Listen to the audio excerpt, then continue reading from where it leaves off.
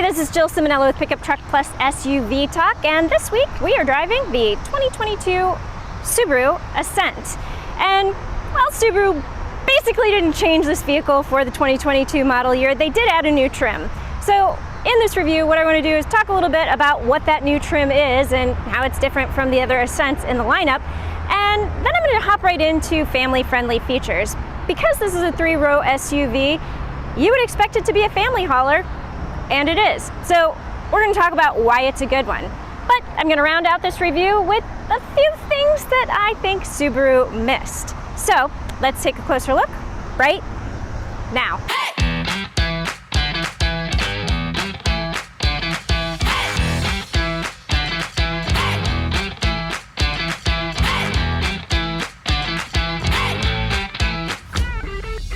Let's start with the new trim, and that is going to be the Onyx Edition. Now, we have seen Onyx trims on other vehicles in the Subaru lineup, namely the Outback, but what it means for the Ascent is you're going to notice some more blacked out appearance accents. So you've got these black 20-inch alloy wheels.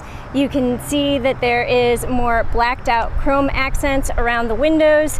Moving to the front of the vehicle, you will see the mirror caps are black, and then the grille itself also is blacked out. The Onyx Edition is going to sit in the middle of the Ascent lineup, and it is built off of the premium trim. So that means you will get a 7-passenger configuration. So 3-row SUV with the 7-passenger configuration. Looking at the interior, you will see more blacked out accents on the trim pieces. So this is a weather resistant leatherette surface, and it looks pretty good. Also, if you look at the floor mats, you'll notice there is some green accent stitching going on, and even in the front floor mats, you've got the green stitching around the Onyx Edition badging.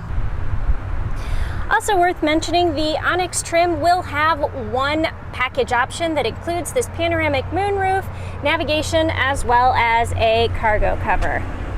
The Onyx trim will sit in the middle of the Subaru Ascent lineup, and it will have a base price of about $38,000. As we transition to the more family-friendly side of the conversation, I figure we got to start with safety, because Subaru is well known for its safety features, and in fact, year after year after year, its vehicles tend to make the IIHS Top Safety Pick Plus list. And that's a pretty coveted award. And a big part of the reason that it makes that list is going to be because of its eyesight system. Now, eyesight certainly includes things like automatic emergency braking, so that would prevent an accident if somebody quickly pulled in front of you, or if you weren't paying attention, it would apply the brakes for you. But another part of that eyesight system is going to be the adaptive cruise control and lane centering functionality. And you're starting to see these two things appear on vehicles more and more these days. So adaptive cruise control is going to be basically speed modulation, and it will put the brakes on the vehicle. If somebody pulls in front of you, when you have your cruise control on, it'll slow down and it will create a gap between you and the vehicle in front of you. Now, the lane centering is going to be where it basically just keeps you smack dab in the center of your lane, even when the vehicle is turning. And in order to turn it on in this vehicle, first you have to basically hit this button here, which is the cruise control button. And so you turn it on, it says that the system is ready behind the wheel, and then you can hit the set button so to set your speed. So when the system turns on, it not only activates the adaptive cruise control, but also the steer assist functionality. And I found, and I did drive this to and from Indianapolis, I found that the adaptive cruise control works really well and pretty naturally. So if somebody were to pull in front of me, and the vehicle would kind of sense their speed and gauge how quickly it needs to brake. So a lot of vehicles, a vehicle pulls in front of you and they're like, and it's like full stop, emergency, emergency. But in this, it kind of is much more natural and brakes the way a human would actually brake. So it's a little bit more gentle if somebody's, pulling in and then speeding up, but it's a little bit more aggressive if somebody's pulling in and then going slower than you are. So I like how the speed modulation works. I think it does a really good job. I do not love how the steer assist functionality works. So here I am in the lane, and we're moving pretty straight, and I'm not really getting a lot of feedback from the wheel in how it wants to correct my steering. However, what I've noticed is when I'm doing a gentle curve or rounding a corner on the highway, this gets very aggressive, and if I'm not taking the exact line that the car wants me to take and it's not staying exactly center, in the lane, then the steer assist functionality kicks in, and it gets a little bit aggressive with how it operates. So, you're going straight, you're keeping it straight, you want to turn, and as you can see, as I'm turning and I'm not keeping it exactly in the center, the wheel is like fighting against me a little bit, and so I'm making these micro corrections to try and kind of fight against the car, and I don't love that. The good news is, however, you press this button on the steering wheel right here, and it releases the steer assist while keeping the adaptive cruise control functionality. So choose your poison. You can pick what you want, and you can basically choose your own adventure to get the kind of system that you want. And if you don't want the adaptive cruise control or the steering assist, you can always just turn it all off and use your own foot. Now, in addition to eyesight, I figured that any family-friendly feature conversation really has to dig into the seating comfort. So I'm going to start with the driving position. And I'm about 5 feet tall, and I love this driving position. I drove to and from Indianapolis, so that's 3 hours there, 3 hours back. I didn't get fatigued. The seats are really comfortable and firm in all of the right places. There's good bolstering, and I just love the overall adjustability of this seat. So you can move it back, you can move it down, you can move it forward, you can move it back up again. Plus you have this tilt and telescoping adjustable steering wheel, so it moves up and down and then it comes out. So that gives you the ability to make this a super comfortable driving position that's tailored not only to short drivers but also to the taller drivers, and that makes this a very happy place for a 2-driver family because multiple drivers will be able to find a comfortable position here. I also really like how easy it is to reach everything on the center stack, on the steering wheel, and in terms of your gear shift. They've done a really good job with the intuitive and natural placement of gauges and controls. All right, now that we are done talking about the driver's seat, it is time to hop into the passenger seat and see if they're just as comfortable as the driver's seat is. And I'm pleased to report they actually are. A lot of times the manufacturer will spend a lot of time making the driver's seat comfortable, and then who cares about anybody else? But in a family vehicle, this seat, and those seats back there are just as important as the driver's seat. And they've got a really nice amount of padding as well as, again, that firmness. So they've got a really good balance of firm and soft that gives you a decent amount of support that will make this comfortable over the long haul. They also have tri-zone climate control, another big win for a family vehicle. So I can sit back here and I can turn the heat up, I can turn the heat down, I can adjust the fan speed, and I have a little bit more control over how I'm going to feel by sitting in this seat.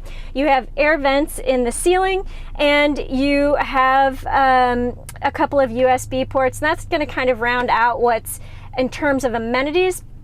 Unfortunately, you don't have heated seats, but I think you'll find those on some of the upper trims. It's just not on the Onyx trim. But the other thing I want to point out is you have an armrest, and this is a nice, squishy, soft armrest. So you're going to put your arm on there and it's going to feel comfortable. And there's an equally soft armrest on the sides, on the doors, that they've put a little extra padding in, and so it doesn't feel hard or plasticky. So either way you do it, you're going to have a nice place to rest your arms. So let's take a look at the third row and see what the comfort looks like back here.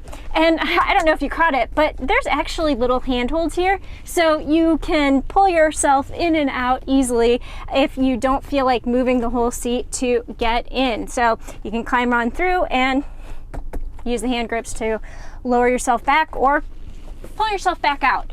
So, all right, now we're sitting back in this row. And the first thing I'm going to point out is the seats are comfortable, but this middle seat right here is probably going to be an in case of an emergency only because of the fact that it is so narrow. So I'm about 5 feet tall, I weigh about 95 pounds, and my shoulders would be touching whoever is in these outboard seats. So this is one of those seats you're going to use in a pinch. But these seats on the outboard are really comfortable. Again, they've done a nice job with the cushion, the padding, the firmness, the support. There's good lumbar support, and this is really important, this headrest does not push my head forward. So the headrest is even comfortable, and it has a nice amount of padding on that as well. So it doesn't feel like you're resting your head on the back of a board. Overall comfort here is going to be good, but it's going to be good for 2 passengers in this third row, not 3. Let's take a quick look at some of the other amenities we have. You've got 2 cup holders over here, 2 cup holders over here. You have 2 more air vents in the ceiling. You have a light for reading, but what you do not have is USB ports. So that is available on upper trims. It's just not on the Onyx trim. So you might want to opt for that if you're going to regularly put people back here and try and take a road trip. And by the way, these are some of the most comfortable third row seats I think I've ever experienced in a 3-row vehicle, because in addition to, you know, the nice cushion you've got going on, for somebody who's about 10 years old, again, I usually say I'm about the size of a 10-year-old, you're gonna have a nice amount of leg room as well. And these seats are, you know, in the far back position, and my knees are just touching the end of the seat, but it's not uncomfortable. I could actually spend a few hours back here. So I'm gonna give both this seat and this seat 2 thumbs up. Well done. Whenever Subaru talks about the Ascent, they spend a lot of time talking about cup holders. So I figured it would be worth doing a countdown, because they've said that there are 18 cup holders in this vehicle. So you've got 2 there, you've got 2 here, you've got 2 more in the driver's side door, and when you move back into the second row, you've got 2 here, and I'll point out this is big enough to fit my large water bottle. It's the only space in this vehicle that can. And you've got 2 more there, you've got 1 there. Similarly on this side, you've got 2 and 2 more. And then when you move to the third row, you've got 2 on this side as well as 2 on this side. So 1, 2, 3, 4, 5, 6, 7, 8, 9, 10, 11, 12, 13, 14, 15, 16, 17, 18. Also on the family feature front, you have a lot of places to put things. So in addition to those 18 cup holders, you have this really nice ledge right here that'll hold a cell phone. You've got another place here that will store a cell phone right next to your USB ports. And then you have a larger than normal center armrest bin. And so it's fairly deep. It'll fit a nice amount of stuff, probably fit a small purse. And then it has this little removable tray that'll be good if you have a, a mask that you want to put in there to make sure that it's easily reached, or if you have a toll pass reader or something like that. And even though nobody uses change anymore, you have a place to store your change. When you move into the back row, you've got some pockets on the backs of the seats, and then back in the third row, in addition to the cup holders, you have little shallow places to store some additional things. So I think that there's a nice amount of stowage space for you to set things, especially when you're on a road trip. I'm going to round out the family-friendly features with cargo space. This actually has about 18 cubic feet of cargo volume behind the third row, which is probably a decent amount to put a couple of suitcases and a couple of backpacks back here. If you make your 6 passengers pack frugally, you can have enough space back here for a road trip. I will also point out there is under the floor storage, as well as the ability to put all of the seats down. So they very easily go down with a pull of the strap, and you just pull the strap and then give the seat a little bit of a push. So these third rows will go down to create a nice amount of extra space, trips to IKEA, Home Depot, stuff like that. If you really need extra space, you can also fold these second row seats down as well to create a little bit more space for bigger items. And this, with all of the seats down, is going to be about 86 cubic feet of cargo volume. Now on that note, it is time to move into some of the things that I think that Subaru didn't do so well. And the first is going to be how you get these seats back up. Now granted, you're not going to be putting them up and down and up and down and up and down probably every day, but to get these seats back up, this seems pretty intuitive. You grab the strap and you pull it, but okay, it's kind of stuck in an upright position, and in order to get it in a more reclinable, comfortable position, you have to pull this strap again on the top and just kind of ease it back. I'd like to see more of a one strap pull operation, so as long as you've got this in the far out position, you should be able to move it back into that more reclined position.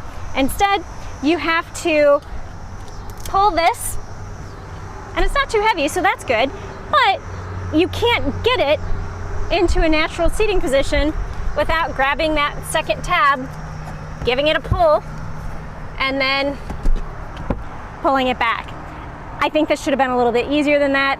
I'm going to consider that a small miss. Another miss is going to be the general low-techy look that the Ascent has going on. So in addition to analog gauges, you have this very small little digital display, and then you have these very, very antiquated graphics going on. So, I mean, the good news is the screen moves and swipes pretty well, and you've got a nice map with the navigation package, but the system itself is just a little bit outdated looking.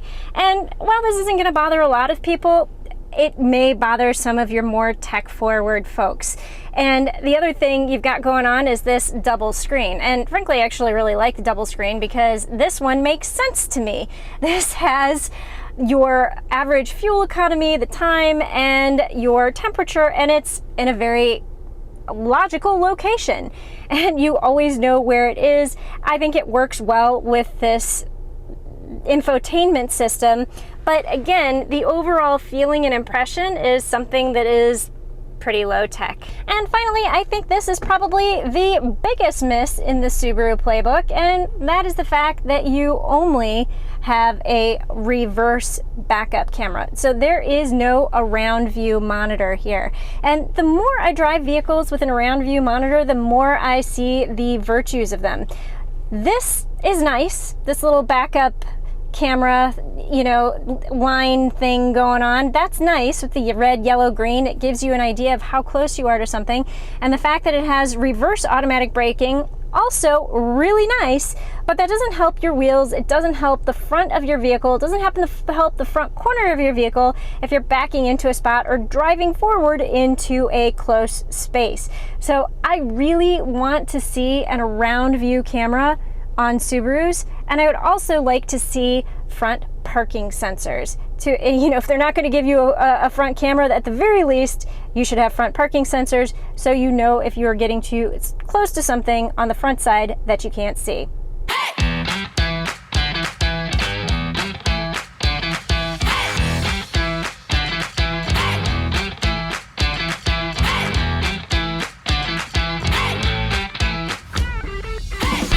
All right, well, there are certainly some things on the Subaru Ascent that I would change or add. I think overall this is a really nice vehicle. I love the 2.4 liter turbocharged engine. It's got plenty of power to merge onto the highway, to make some aggressive passing maneuvers, and it's pretty quick off the line as well. It doesn't feel like a turbocharged engine. Seating positions are comfortable from the driver's seat to all of the passenger seats, and I think that's really important in a family vehicle. In fact, I'm going to say it's even more important than having the latest, greatest technology, because you can always bring your cell phone or your iPad into the back seat to play with, but if the seats aren't comfortable, that's not going to be comfortable. So I think that the 2022 Subaru Ascent has a lot going for it. I really like this Onyx appearance package, and at the end of the day, I think this is a great family vehicle. But that's it. That's all I've got. So make sure to check us out on the web at pickuptrucktalk.com, and I will see you down the road.